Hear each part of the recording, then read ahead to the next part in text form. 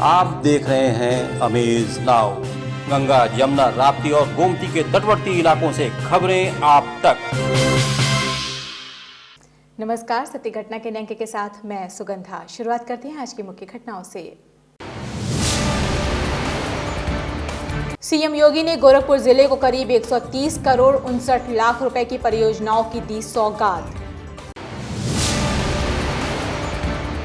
महाविद्यालय में व्याप्त भ्रष्टाचार के खिलाफ एबीवीपी ने किया प्रदर्शन।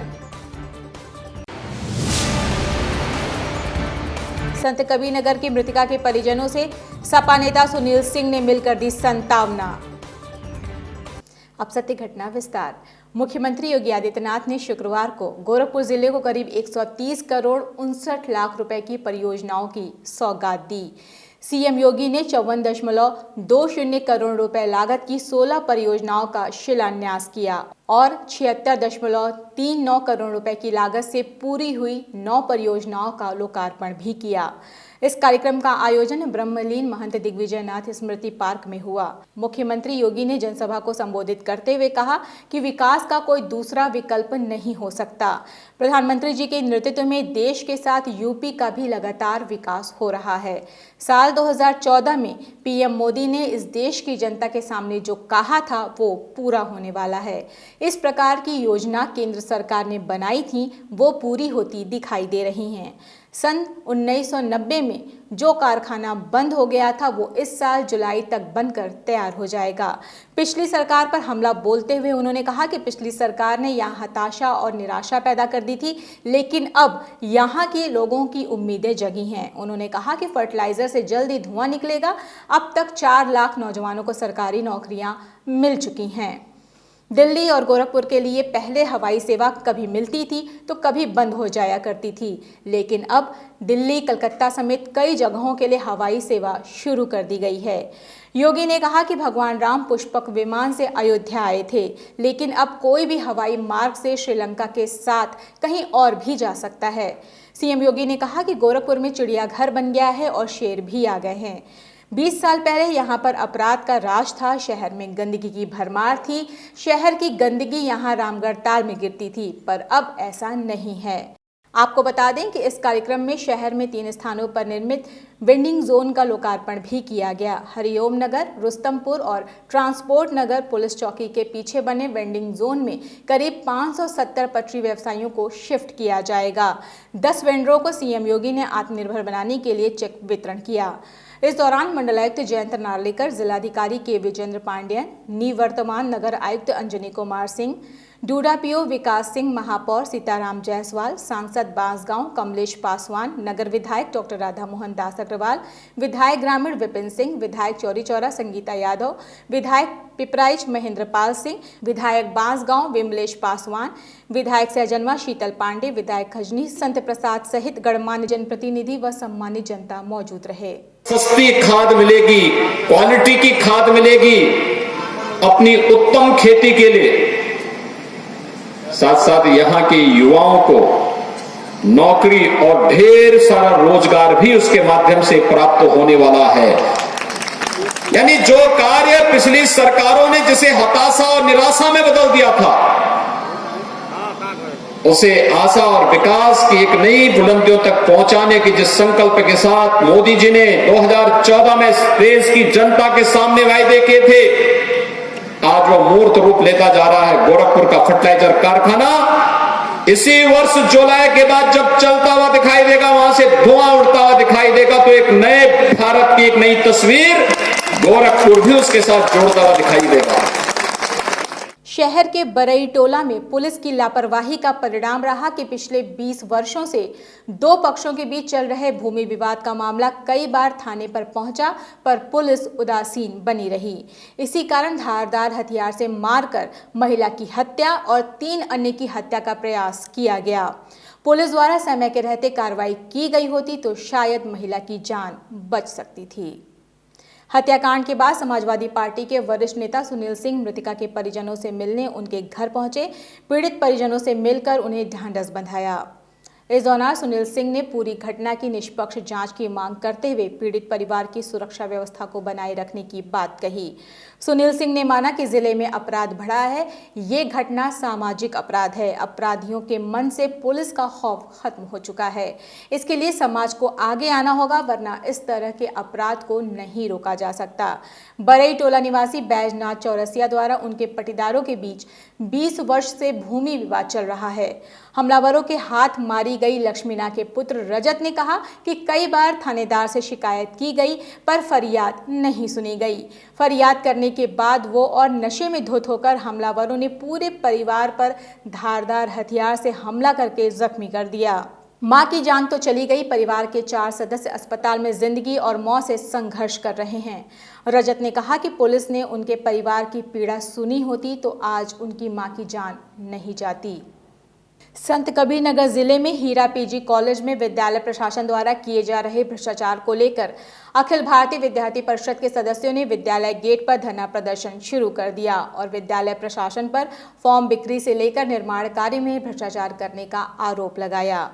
आपको बता दें कि संत कबीर नगर जिला मुख्यालय खलीलाबाद में स्थित हीरालाल रामनिवास स्नातकोत्तर महाविद्यालय प्रशासन ने फॉर्म बिक्री से लेकर भवन निर्माण तक में भ्रष्टाचार करने का आरोप लगाते हुए अखिल भारतीय विद्यार्थी परिषद के सदस्यों ने गेट बंद कर धरना प्रदर्शन प्रारंभ किया और जमकर विद्यालय प्रशासन के खिलाफ नारेबाजी की।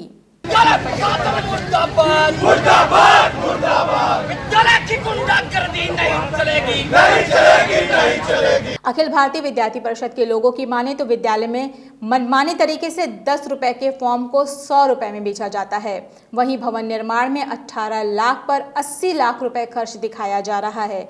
विद्यालय के खर्चे को लेकर सार्वजनिक करने की मांग को लेकर अखिल भारतीय विद्यार्थी परिषद के पदाधिकारियों ने विद्यालय गेट पर धरना प्रदर्शन प्रारंभ कर जमकर घंटों विद्यालय प्रशासन के खिलाफ नारेबाजी की। इस दौरान पुलिस ने विद्यार्थी परिषद के पदाधिकारियों की झड़प हुई। अखिल भारतीय विद्यार्थी परिषद के संगठन मंत्री अंकुर पाल ने कहा कि मांगे नहीं मानी जाएंगी तो वृहद आंदोलन होगा। आज एचआरपीजी कॉलेज में अनियमित कामें और भ्रष्टाचार प्रमुख मुद्दा है। कई दिनों से आजीवन भ्रष्टाचार इस एचआरपीजी में चलता आ रहा है। बिल्डिंग बनती है 10 लाख 15 लाख 20 लाख की, उसका बिल बनाते हैं 80 लाख। हर समय अभी छात्रवृत्ति का मामला हुआ, 1600 बच्चों का छात्रवृत्ति का मामला था, विद्यालय प्रशासन ने भेजा ही नहीं।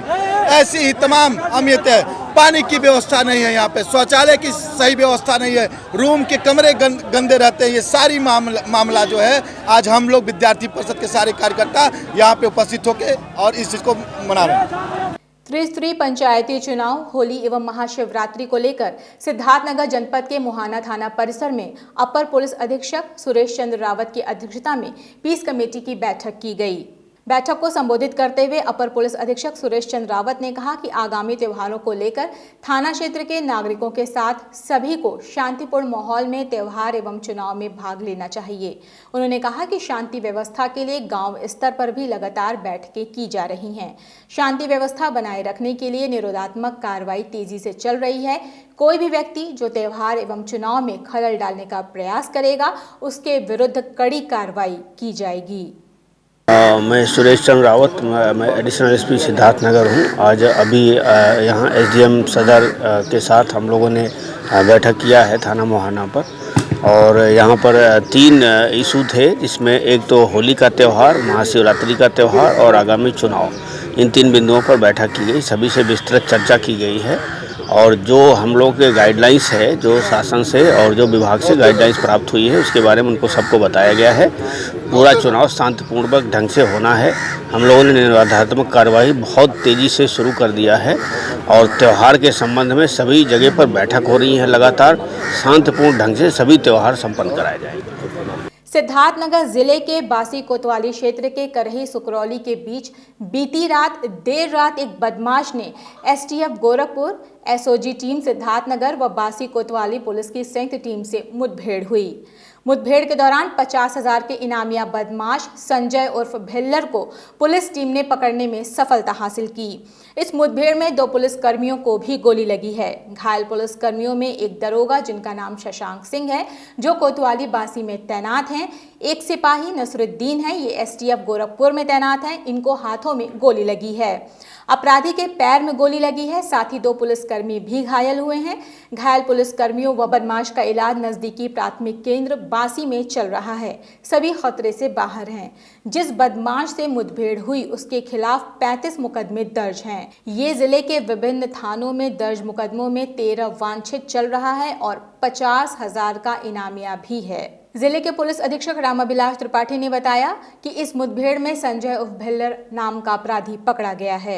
जनपद सिद्धार्थनगर कोतवाली बासी क्षेत्र के अंतर्गत सुकरौली गांव के पास आज रात एक संयुक्त टीम कोतवाली पुलिस बासी, एसटीएफ गोरखपुर इकाई एवं एसओजी सिद्धार्थनगर के द्वारा एक शातिर अपराधी संजय उर्फ भुल्लर की गिरफ्तारी के प्रयास में मुठभेड़ हुआ, जिसमें संजय उर्फ भुल्लर के पैर में गोली लगी है। 2 पुलिसकर्मी भी घायल हुए हैं। संजय उर्फ भुल्लर और पुलिसकर्मियों को तत्काल बासी पीएससी कोतवाली एडमिट कराया गया, जिनका उपचार चल रहा है, खतरे से बाहर हैं।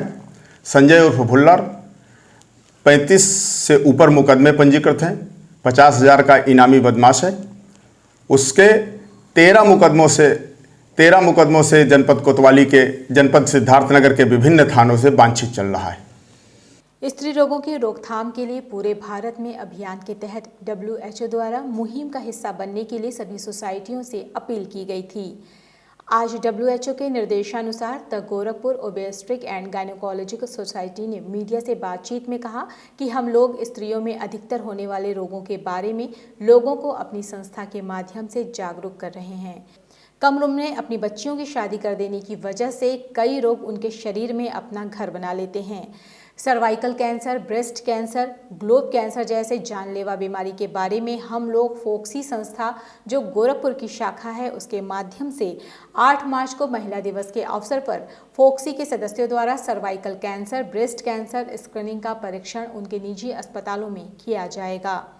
अमेज नाउ से बात करते हुए गोरखपुर सोसाइटी की अध्यक्ष डॉक्टर मधुबाला ने बताया कि महिलाओं को जागरूक कर कैंसर रोग को जड़ से खत्म कर उनकी उम्र बढ़ाना चाहते हैं। दुनिया में कैंसर की बढ़ती हुई मौतों को देखते हुए इस वर्ष WHO ने एक मुहिम उठाया है कि जितने भी देश हैं दुनिया में, उसमें हम इस तरह से रोकथाम और प्रिवेंशन शुरू करें कि कैंसर कम हो सके। और ये देखा गया है कि कैंसर सर्विक्स एक ऐसी बीमारी है, एक ऐसा कैंसर है जो कि अगर इसका रोकथाम हम करें, उचित समय से इसका देखभाल करें और अर्ली डिटेक्शन कर लें, तो इसका ट्रीटमेंट बहुत संभव है। उनका उद्देश्य ये है कि इस सदी के अंत तक 15 साल से कम उम्र की 90% लड़कियां और 21 साल से ऊपर की एटलीस्ट 70% महिलाओं का प्रतिरक्षण मिल जाए, उनकी जांच हो जाए, और यदि कोई भी चांसेस कैंसर के हैं तो उचित समय से उसका पता चल के उसकी देखभाल हो जाए। उत्तर प्रदेश के गोरखपुर जनपद का जिला महिला चिकित्सालय अब नेशनल क्वालिटी इंश्योरेंस स्टैंडर्ड प्रमाणीकरण की परीक्षा पास कर मंडल का पहला NQAN क्वालिफाइड चिकित्सालय का दर्जा प्राप्त कर लिया। विगत जनवरी माह में भारत सरकार की तरफ से आई 3 सदस्यीय टीम द्वारा चिकित्सालय के समस्त 12 विभागों का उनके मानकों के अनुसार गुणवत्ता परखा गया था, जिसमें जिला महिला अस्पताल 85% अंकों के साथ पास रहा। हमारे संवाददाता से बात करते हुए जिला महिला चिकित्सालय के SIC माला सिन्हा ने खुशी जताते हुए बताया कि अब हमारा अस्पताल मंडल का पहला NQAS सर्टिफाइड अस्पताल बन गया है।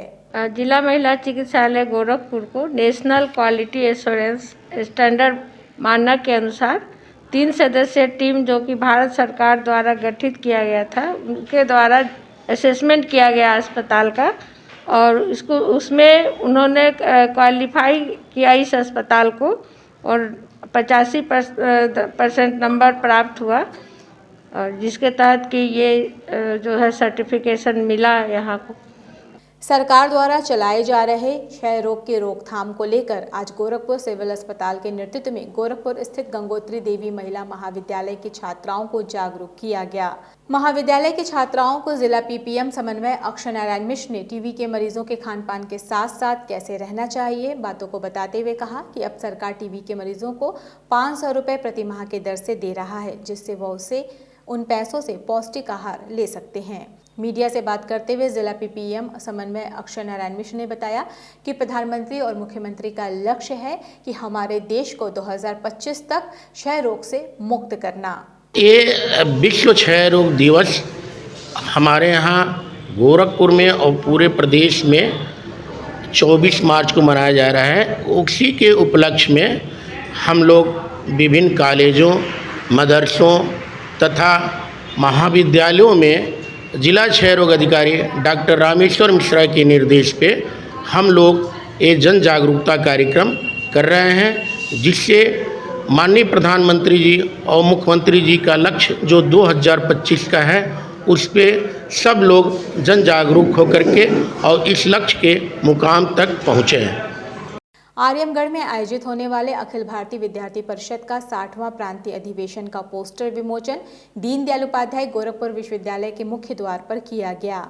ये अधिवेशन आगामी 8, 9 और 10 मार्च को चिल्ड्रन सीनियर सेकेंडरी स्कूल आर्यमगढ़ में आयोजित किया जाएगा। इसमें गोरक्ष प्रांत के सभी 11 जिलों के 450 से अधिक छात्र छात्राएं प्रतिभाग करेंगी। मीडिया से बात करते हुए अखिल भारतीय विद्यार्थी परिषद गोरखपुर के हर्षवर्धन ने कहा कि इस बारे में हमारे अधिवेशन में कुल 3 प्रस्ताव आने वाले हैं। अखिल भारतीय विद्यार्थी परिषद गोरक्ष प्रांत का 60वां प्रांत अधिवेशन आर्यमगढ़ में आयोजित हो रहा है, जो अपना कोविड के नाते प्रांत अभ्यास वर्ग और प्रांत अधिवेशन 8, 9, 10 मार्च को एक साथ दोनों एक स्वरूप में आयोजित हो रहा है, जिसको लेके आज हम लोग यहाँ पे दीनदयाल उपाध्याय गोरखपुर विश्वविद्यालय गोरखपुर में उसका पोस्टर जारी किए हैं, जिसमें गोरखपुर विश्वविद्यालय के अपने सभी कार्यकर्ता और गोरखपुर महानगर के प्रमुख कार्यकर्ता उपस्थित थे। हमारे अधिवेशन में कुल 3 प्रकार के प्रस्ताव आने वाले हैं और उन प्रस्तावों में एक है प्रदेश का वर्तमान शैक्षिक परिदृश्य, प्रदेश का वर्तमान सामाजिक परिदृश्य और पूर्वोत्तर क्षेत्र का विकास राष्ट्रीय सुरक्षा के लिए आवश्यक है। इन पे 3 प्रस्ताव अपने आने हैं। गोरखपुर जनपद के जिलाधिकारी कार्यालय के समक्ष उत्तर प्रदेश माध्यमिक शिक्षक संघ के पदाधिकारियों ने जमकर प्रदर्शन करते हुए मुख्यमंत्री को संबोधित ज्ञापन जिलाधिकारी को सौंपा। प्रदर्शन कर पदाधिकारियों की मांग है कि प्रदेश सरकार द्वारा चलाया गया एजुकेशनल ट्रिब्यूनल अधिनियम को सरकार वापस ले ले। मीडिया से बात करते हुए संघ के जिला अध्यक्ष हीरालाल गौड़ ने कहा कि यह अधिनियम शिक्षकों और कर्मचारियों के लिए काला कानून है। इस शिक्षा सेवा अधिकरण विधेयक 2021 विधानसभा द्वारा पारित हुआ है, जो शिक्षकों के हितों पर कुठाराघात करता है। उस बिल को वापस लेने के लिए हम लोग जिलाधिकारी महोदय जनपद गोरखपुर के माध्यम से माननीय मुख्यमंत्री महोदय जी को ज्ञापन प्रेषित किया गया है। मांगे हैं कि ये जो अधिकरण है यह संविधान में वर्णित न्यायिक स्वतंत्रता का हनन करता है। अनुच्छेद 226 के अंतर्गत सबको अपनी बात माननीय उच्च न्यायालय में रखने का अधिकार था, लेकिन ये अधिकरण वहां जाने पर प्रतिबंध लगाता है। इस अधिकरण में प्रशासनिक अधिकारियों को ही शीर्षस्थ पदों पर नियुक्त किया जाएगा और पुनर्नियुक्ति का भी प्रावधान है। पुनर्नियुक्ति के लालच में वह सरकार का पक्ष ज़्यादा देखेंगे और जो पीड़ित शिक्षक या कर्मचारी होंगे उनका पक्ष नहीं रखा जाएगा। सत्य घटना के आज के इस अंक में बस इतना ही। तेज सटीक और ताज़ी घटनाओं को जानने के लिए जुड़े रहें अमेज नाउ के फेसबुक पेज, यूट्यूब चैनल और वेब पोर्टल से। इस अंक में बस इतना ही। अगले अंक में आपसे फिर से मुलाकात होगी, तब तक के लिए दीजिए हमें इजाज़त। नमस्कार। आप देख रहे हैं अमेज नाउ। गंगा, यमुना, राप्ती और गोमती के तटवर्ती इलाकों से खबरें आप तक।